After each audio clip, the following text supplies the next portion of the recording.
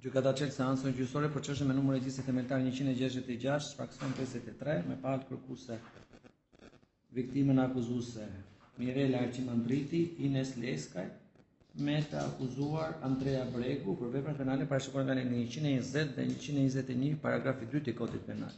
Gjykata bën verifikimin e paraqitjes palëve, është dhe është paraqitur në këtë gjykim përfaqësuesja. Avokati Rezarta Agolli prezent përfaqësuese të kërkueseve Mirela Arçimandriti dhe Ines Leskaj, sipas legjitimit të seancës.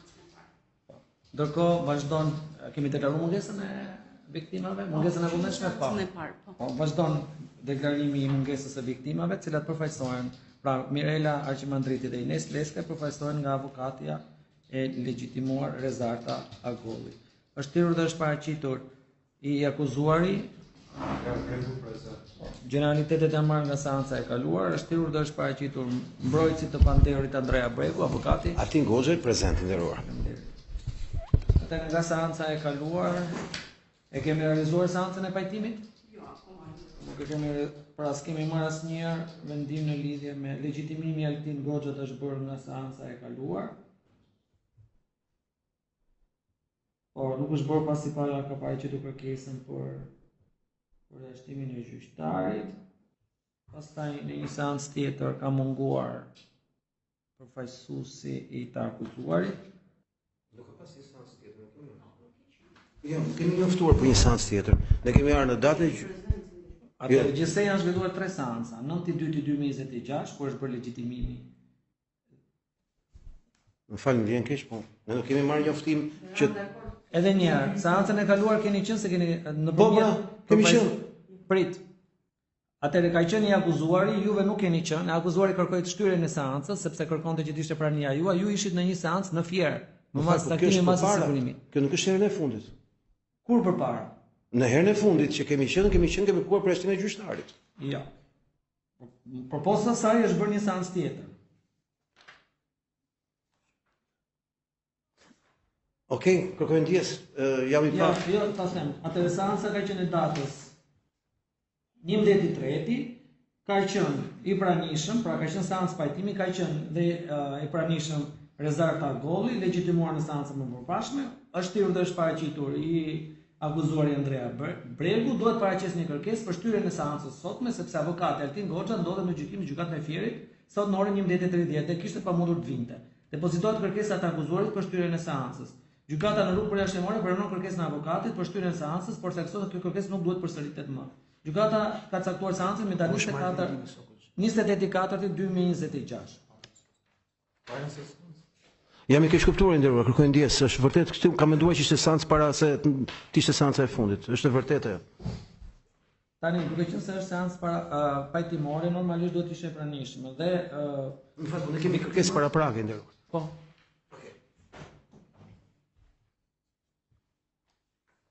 Nderuar zoti gjyqtar, ne kemi një kërkesë para prake, referuar nenit 17 kodit procedurës penale, jurisprudencës së Gjykatës Evropiane Drejtave të Njerëzit, preqe dorë nga gjykimi për pozicionin tuaj si gjyqtarit i preqen dorë. Po, preqen dorë. Atë ju lajmëroj që gjykata ka paraqitur kërkesën preqe dorë, seancën e parë, ka qenë konkurrente bashkë me kërkesën për përjashtim dhe me vendimin e urdhrin e kryetarit të gjykatës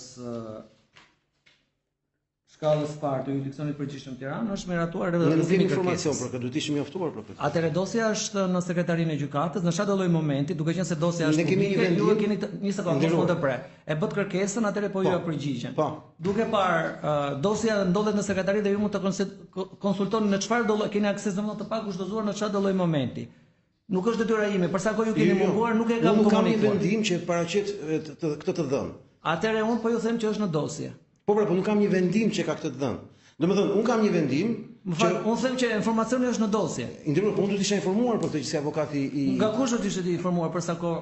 Ajo është një vendim marrje e gjykatës. Po pra, unë duhet njoftohem për këtë fakt. Po do të shikoni dosjen. Është detyrimi juaj, si sillni informacione kërkesa për dosjen. Unë nuk kam në këtë procedurë ligjore asnjë informacion mbi këtë detaj dhe prandaj unë jam i detyruar. Avokati nuk është era parë që jeni avokat. Nderuar, unë pikërisht për mos bëni dialog. Unë do bëj paraqitje kërkesë para prake, ju udhëzoni. Unë do bëj dorëzim sepse unë në këtë procedurë që jam nuk kam një kërkesë tuaj përheqje dorë. Që do thotë unë jam i detyruar në këtë procedurë që kam, me këtë njohuri që kam, në këtë proces, me këtë transparencë që ka ky proces, të vazhdoj të lexoj kërkesën time përheqje dorë. Sipas ligjit, asgjë më tepër. Është komplet brenda procedurës, kërkesë paraprak.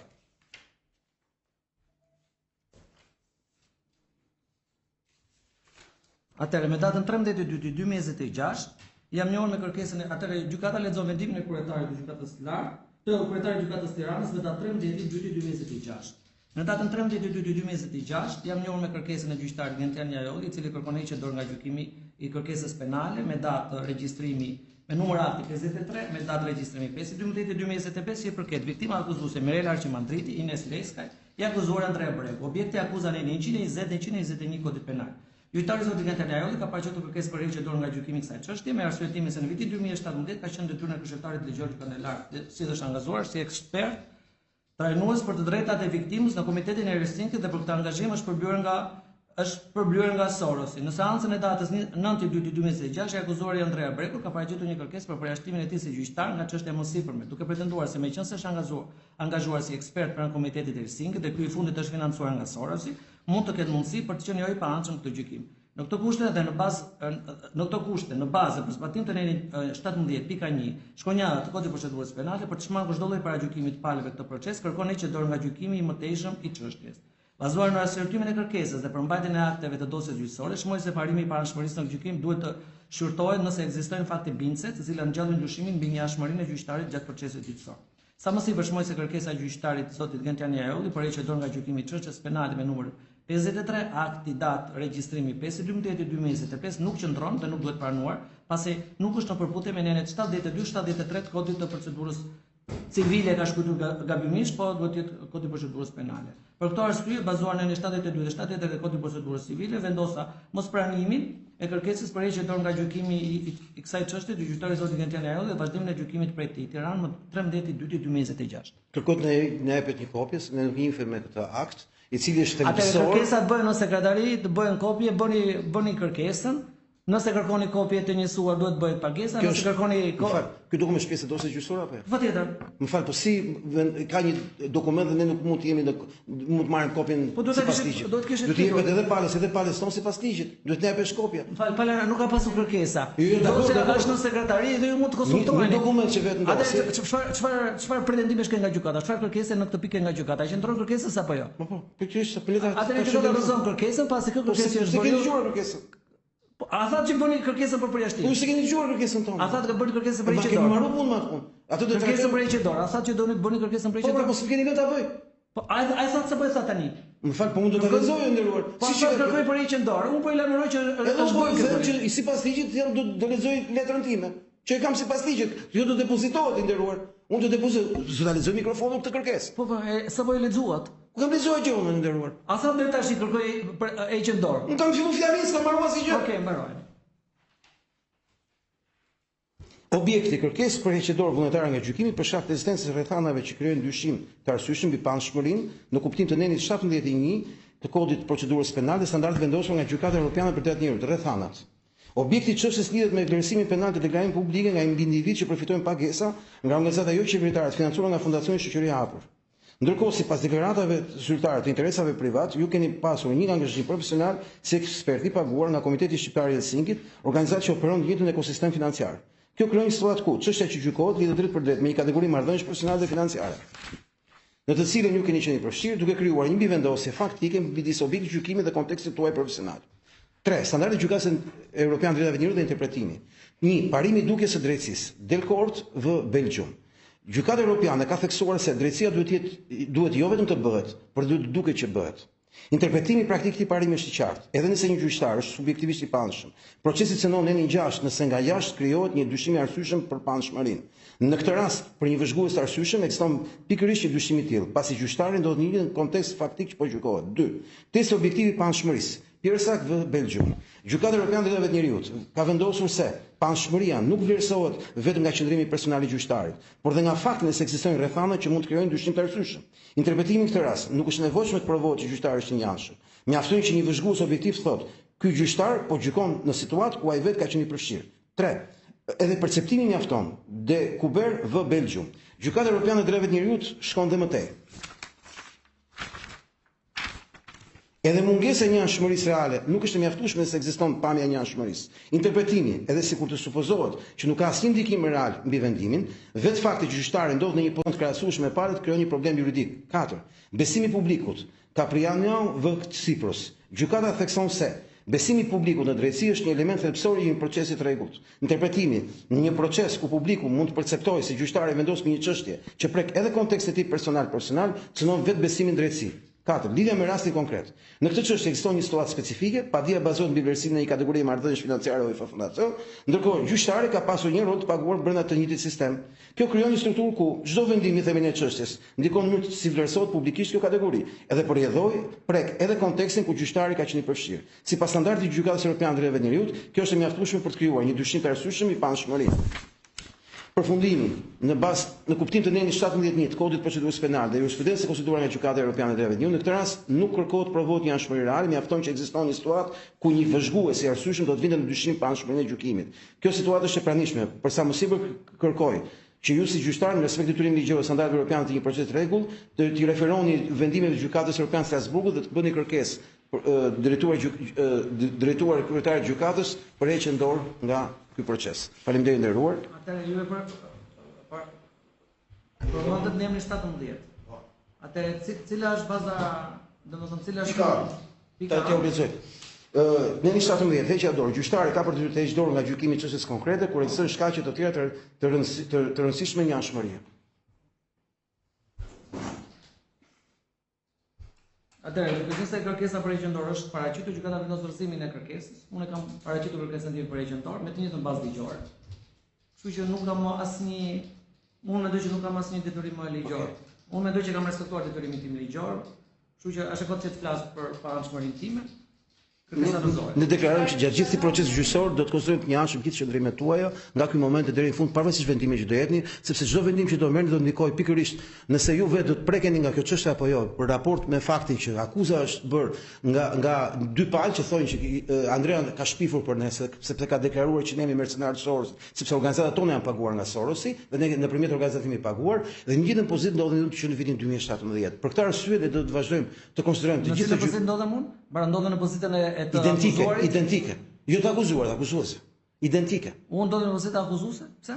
Po sepse mbas këtij gjyqi, nëse do jepni pafajësi Andreas, çdo kush mund t'ju akuzojë dhe juve si mercenar të Soros. Ju jeni komplet i përfshirë dhe ne do ta konsiderojmë çdo vendim tuaj të njëjtën. Gjykata nuk vën përvendën për çështje që janë jashtë objektit të këtij vendimi. Po morën vendimin gjyqtar, megjithatë pas fjalës së avokatit kisha mendoj që kërkesa është e pabazuar në ligj sepse është e përsëritur. Ligji nuk e lejon që kjo kërkesë tjetë e përsëritur në të njëjtin proces. Kjo është bazuar në 21.3, 22 dhe 22A. Kujt i referohet ajo kërkesë? Është kërkesë për përjashtim apo ai kërkoi kërkesë për heqje dorë? Ai ju referua kërkesës për heqje dorë? Për përjashtim e ka paraqitur. Për përjashtim ka paraqitur. Për heqje dorë normalisht e kanë konsumuar. Nëse mendojnë që ka elemente për ta ankimuar, është bazuar në 107. Është i lirë të paraqesë. Është drejta e avokatit, nuk është.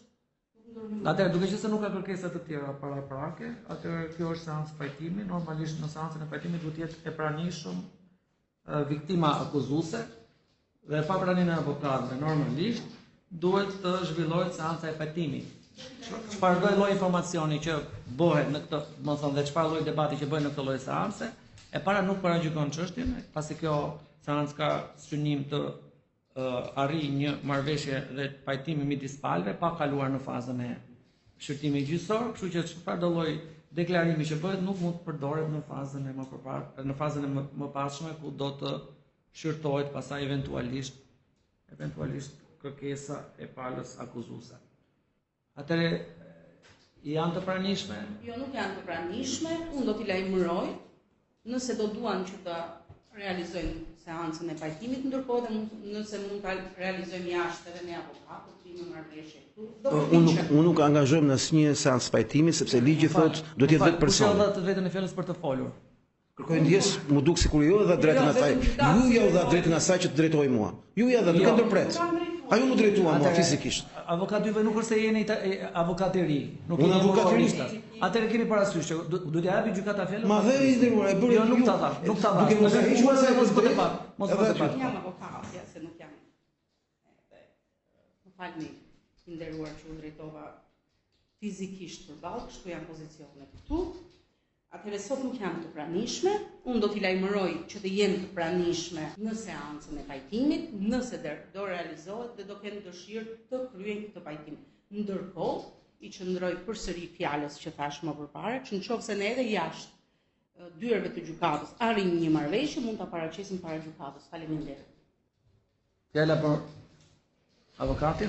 I nderuar zoti gjyqtar, duke qenë fakti se unë si avokat në eksperiencën time nuk marr pjesë në pajtime në fushën e shpifjes në rastet e gjykimit penale, por Andrea është i gatshëm të paraqitet vetë, unë refuzoj të marr pjesë në çdo seancë pajtimi me palën tjetër, pasi këtë do ta kryej vetë Andrea Bregu. E dyta është që i kujtoj palës tjetër që ato kanë vetëm një zgjidhje për pajtim, heqin dorë nga kjo padi absurde, pasi vetë organizatat e tyre kanë marrë financime pikërisht për të debatuar në 30 vitet e fundit për çështjen që quhet dekriminalizimi i shpifjes, që ata sot po e bëjnë për herë të parë në historinë e Shqipërisë me objekt fjalën Soros dhe shpifje në aspektin e një vepre penale që dënohet me burg dhe me gjoll. Faleminderit. Mirë, gjykata e këshilluar në vend. Kishte avokati për të përgjigjur? Jo, nuk kam, i mora shënim dhe çdo fjalë të transmetoj. E vetme kërkesa e gjykatat është që kjo lloj vepre penale mund të zgjidhet edhe nëpërmjet ndërmjetësimit, domethënë një nga rrugët e tjera është edhe ndërmjetësimi. Atëherë në kushte ku mungon viktima akuzuese, gjykata çmon që të shtyjë seancën e pajtimit në mënyrë që të arrihet një mundësi pajtimi midis palëve. E thënë këtë, përfaqësuesi i të akuzuarit përmendi fjalën padi. Gjykata kërkon të saksojë nga avokatja e viktimave akuzuese nëse ka përdorur padi apo kërkesë. Vetëm kërkesë. Vetëm kërkesë nderuar.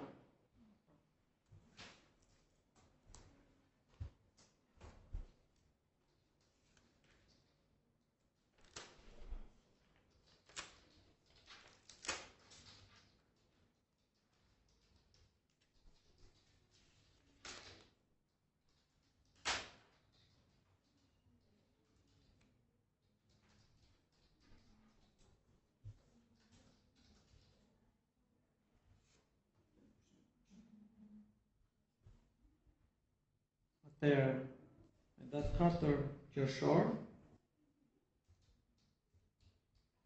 Pak i nderuar. Ta të konsultoj kalendarin ju lutem.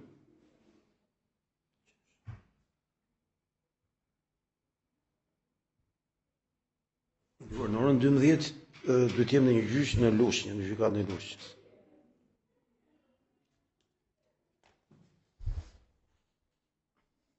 me datë 8, ora 13:30. Do ditë më. Po unë jam i lirë nderuar, edhe Andrea, jemi të lirë. Ora?